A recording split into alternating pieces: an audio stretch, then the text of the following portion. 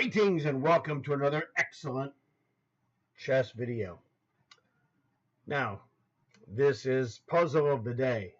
So we're going to do the puzzle of the day. And I'm going to try and explain to you the methodology I use to figure out how in the heck do you figure out what's going on when you see this. Because as your skill level increases, there are reasons why it increases, okay? And for those of you who are trying to gain skill but don't have it yet, it's kind of a very difficult concept. It's like, well, I'm not good yet, but I'm trying to get good. So how do you get good? You just don't show up and kablamo, you're good. There's not like a pill you can take, like, steroids. Doesn't do it. If it did, it's really funny because there was an old cartoon from the 80s. This guy used to do this awesome cartoons, and his awesome cartoon was it was based upon steroids for the mind. And so it was a bunch of guys at a chess tournament, and there was like an official announcement. We've received information that one of you may be cheating and taking supplements essentially to improve your chess ability. And the whole thing was a whole bunch of guys sitting at this large table. They had chessboards in front of them, like a lunchroom table, which is how you would play these chess tournaments in general. And they're all normal guys, except one guy has a head that's like a giant pumpkin. Okay, and I don't mean this big. I want to say it was about 4 feet tall and about 3 feet wide, like a giant turnip, except it was this white guy with glasses, and it was just fantastic because from the eyebrow line up, it was monster huge. Okay, you could tell by looking at him who was using the chess steroids for the brain. Super funny cartoon. And so that is hilarious because it's not true, but if it was, that would it would be self-explanatory. Now, in muscle sports like weightlifting, bodybuilding, etc., steroids make a huge difference physically on your impact. Now in chess, there's no substitute for actual knowledge. And in fact, you inherently understand that there is a similarity between chess and mathematics, or chess and science, because there's scientific method used in chess to improve. And like mathematics, there's a gaining of actual skills that you need. In the beginning, you're in first grade, 1 + 1 is 2. 1 + 2 is 3. Okay. And then later on, you get to the multiplication tables. 1 × 1 is 1. 1 × 2 is 2. 1 × 3 is 3. These are all important skills that you have to build. In chess, there's no arbitrary list. And the reason why there's no list of the skills you would need is because if it was like a cash register, that cash register tape, it'd be a mile long of the things you have to know in chess. So it's really bizarre because in chess, the things you have to know, basically, just about universally, you encounter them and you either figure them out on your own, or you have someone more experienced, like a parent or a brother, a sister, aunt, uncle, grandfather, grandmother, whatever, teacher, coach, someone with experience who's generally older than you to explain this to you. Okay? This is where I come in because I'm old. I'm not super old, but I'm 62. I have 55. That's 5 with another 5 after it. Years of chess playing experience.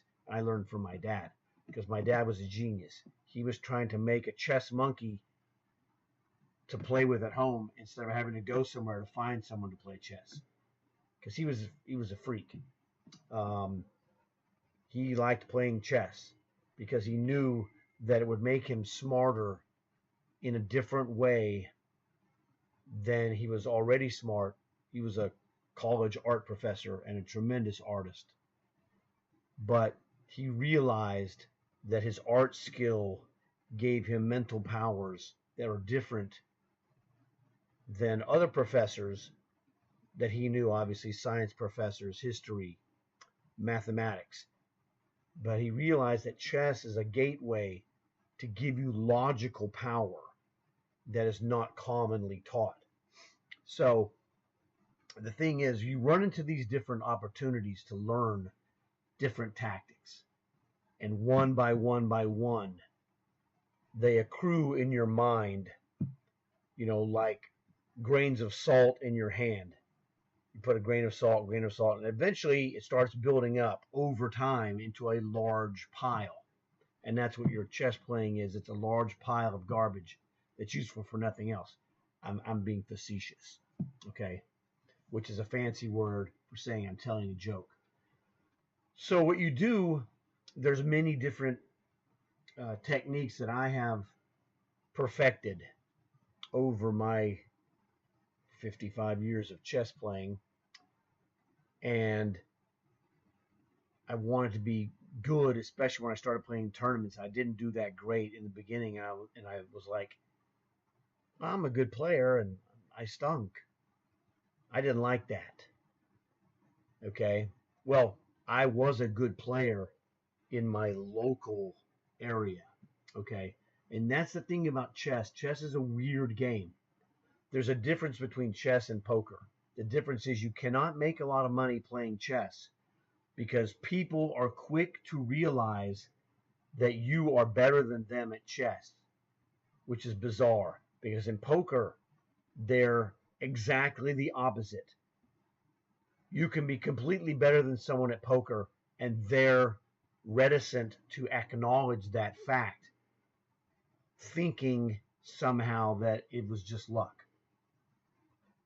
And now there is some luck to it, of course, but consistently the better poker player will win because it's not just luck, and that's the key. So there's a lot of different basic level techniques, and I always mention the chess eye and the chess brain. The chess eye, we see stuff like this, okay, like a knight fork or a queen check that forks another piece. That's chess eye. Chess brain is, okay, when you don't see that, you look here, you're like, well, as white, we don't have a queen. We don't have a knight. So this queen and knight forks aren't going to work. They're not going to help. You could be the greatest queen fork or knight fork player in the world. It ain't going to help you in this problem because there's no queen and there's no knight. Okay. So one of the things is, and I call this a nothing position. There's nothing going on. But there is something going on. And this is where you have to be a chess detective. So this might be the best way to describe this technique as chess detective. What is going on here? So the best way to do this is to look at the overall situation, see what's going on. I'm not under attack. The white king is fairly safe on f4. Now, he is technically threatening, if we want to use my dad's rule number 2. What's he trying to do to me? He does have a rook to f1 check coming, but it's not devastating at this moment because the ball figuratively is in our court. We're in control. It's our move. When it's black's move, he better be reacting to what you're doing. Otherwise, rook f1 check, and then it starts getting the tables turned, and he's the attacker. All right? He's got the impetus of action. So here the thing is, all right, king is relatively safe. I'm not worried about that. So what do we have here? We got 2 rooks on the back rank. Heavily infiltrated this position. We got 2 awesome bishops side by side. So you have this dark square bishop and light square bishop forming a fence. Look at this. Look at where the king can go. Now the king lives here on d7. And he has access to these 8 squares. Always. So this is chess detective says, well, where can you go? If you find out where the enemy king can go, that might tip you off on what you should do. So let's look and see. Let's just pick a square, E8, for example. We'll start at E8 and go in, a circle here around the king. E8, I have my rook on H8. So rook guards this rook, blocked by his knight, blocked by his pawn. My light square bishop blocks C6. Dark square bishop blocks D6. Light square bishop blocks E6. Last square, king E7. Well, dark square bishop blocks that. This guy can't move. If I can check him, it is a checkmate. Unless he can take the piece. So, this is what I tell people, use your brain. The chess eye has shown us that this king cannot move. So now the time for the brain to take over. And you're going to have to rely on your brain to win this game. And so the thing that I see is, well, look, I saw this general idea because in my experience, I'm very fast. I've solved this already long ago. But I'm trying to get you in the mental process of working through the path to get there. So the answer here is, I'm about to queen this pawn, which would be awesome if it queened with check. But I can't queen this pawn. This rook's in the way. So this is what I call, well, I don't call this. This is actually listed in the chess tactics. This is a clearance move. If I play a sacrifice of rook takes knight, that's fine. He can't take king takes rook. And in actuality, that move, the inability of him to play king takes rook hurts white. It doesn't help white because it's going to transfer the action to this rook. Rook to F1 check is coming. So what I want to do is I don't want to take this free knight. One of my dad's favorite phrases was rook takes free knight. It's like, hey, it's free. That's true. But in this case, it's not free. It's materially free, but it's giving up the momentum that you have. The key is, what if we don't take this knight because it doesn't check him? But what if we play rook to D8 check? So I'm clearing the room to make this pawn into a queen. That's a good thing. I'm going to have to give away a rook to do it. Rook to D8 check.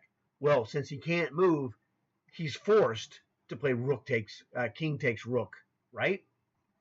Okay, so my chess brain takes over. Well, if he goes there, now the sacrifice of this rook decoys this king to a horrible square. King takes rook on D8. Well, guess what I can do? H8 equals queen, check. Uh-oh. Now, here's what happens eventually. He can choose if he wants. Now, he could choose to play rook to F8. And this is the hilarious part. My chess detective never once considered bishop takes queen.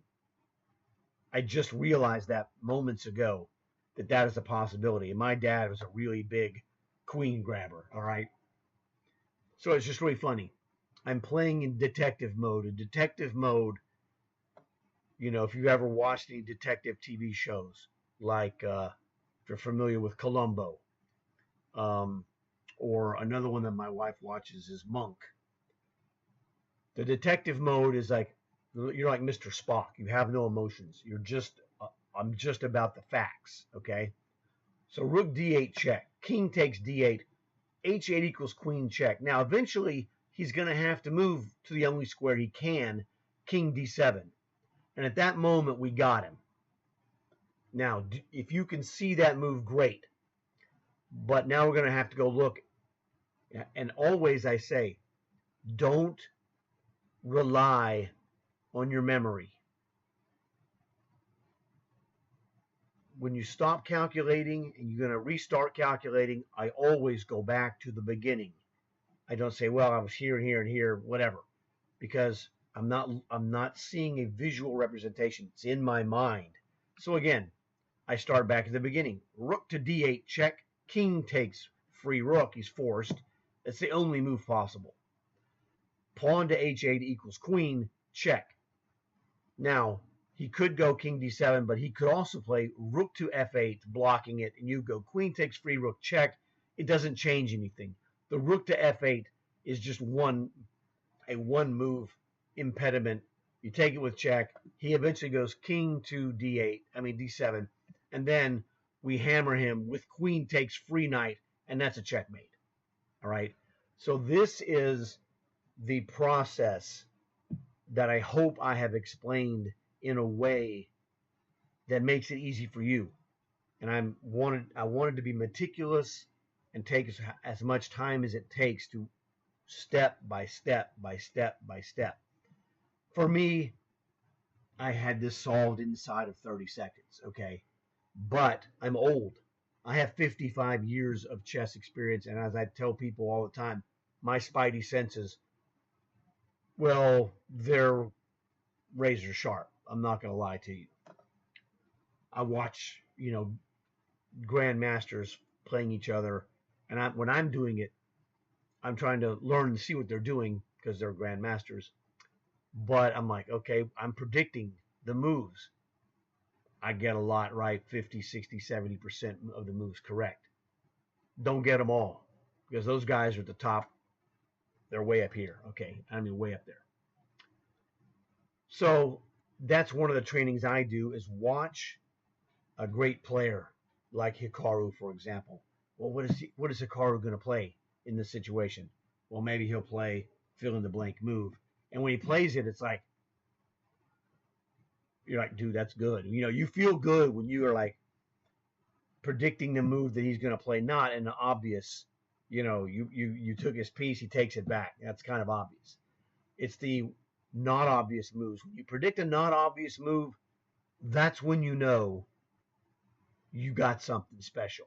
All right. So now we've logically concluded the whole thing.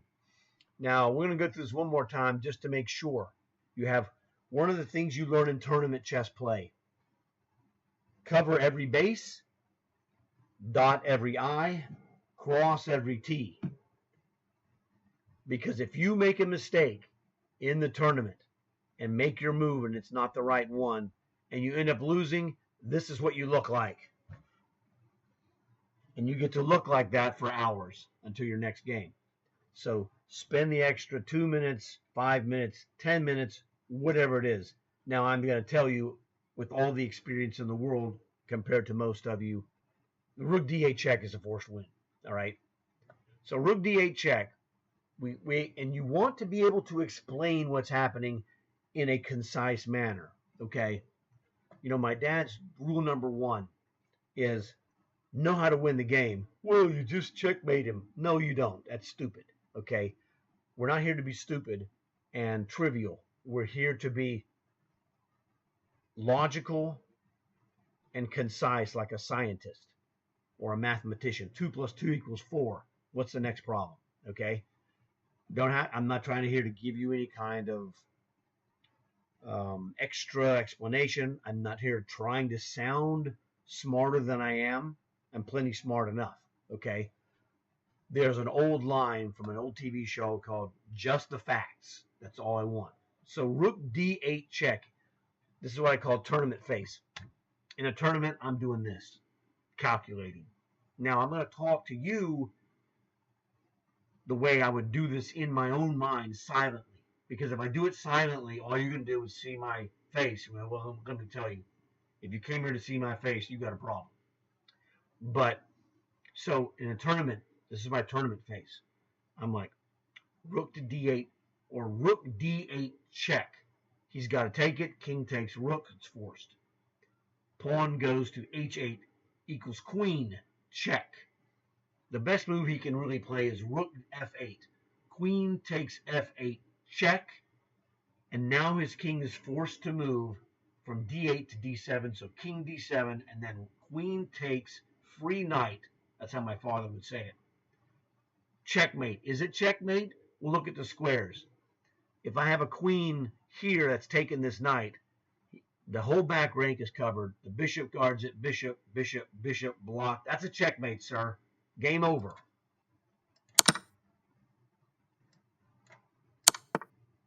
Like I said, now he doesn't have to play rook to f8.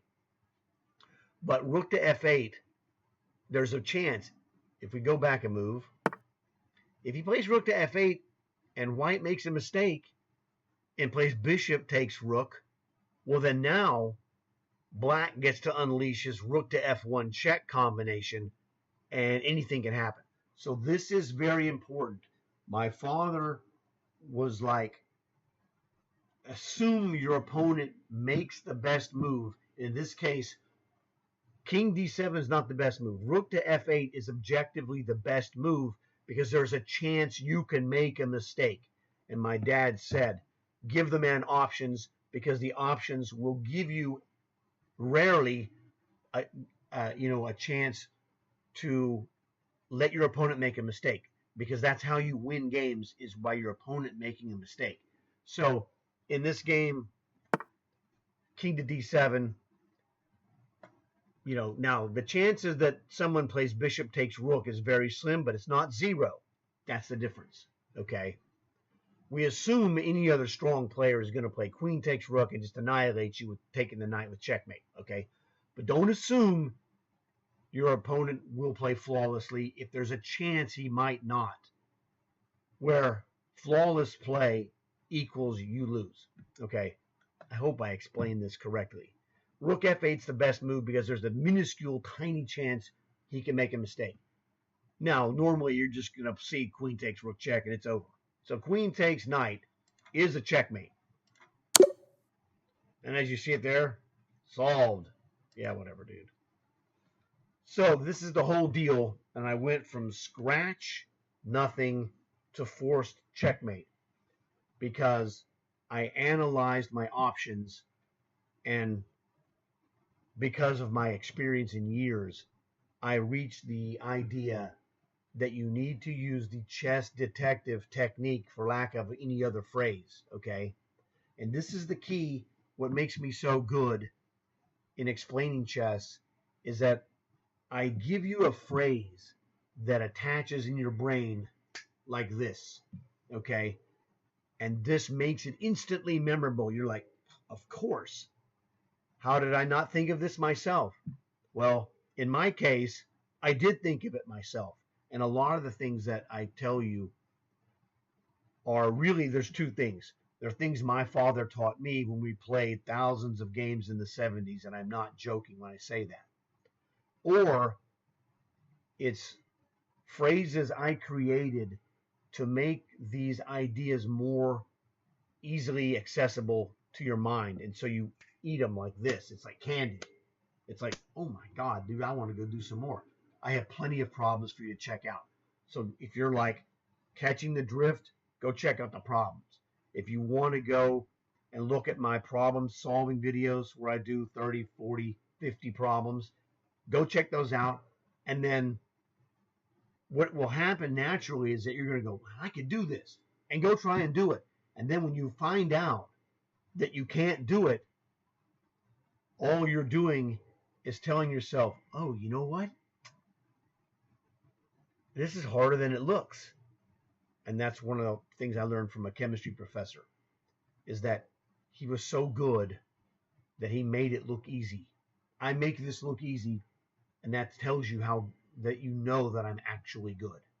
Okay, so this was kind of long and drawn out, but I'd rather be long and drawn out and complete.